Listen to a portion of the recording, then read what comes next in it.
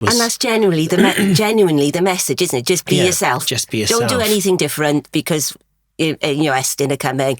Be yourself and be honest and be transparent. Yeah. Brilliant. But you, Gareth? Yeah, that's exactly what we did and what we said. So because of the difficulties with the school previously, special measures previous to that, they'd been in require improvement. I think there had always been an element of panic in the school around Estin.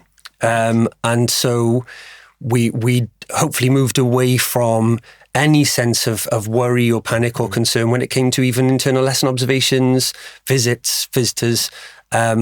And so we'd got to the stage where we were confident in having people into the school. And then we just said, it's exactly the same with Estin inspectors. Just carry on teaching as you would have taught. Please don't change any of the lessons.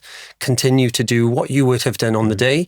I said what I often say when we have people coming in, just imagine your mother-in-law is coming and you do a bit of a tidy up like you might at home.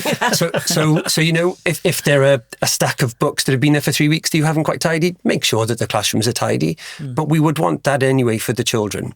And so it was that general message. And what was really interesting was the feedback from staff, both leading up to and on the day of the visit. So many of the staff members said, I can't believe we're not panicking or we're not worrying or we're not doing anything different. We're not changing our planning. We're not putting anything on.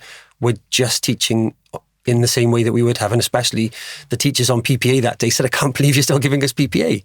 But we said that the inspectors need to see what would be happening on a usual day in the school.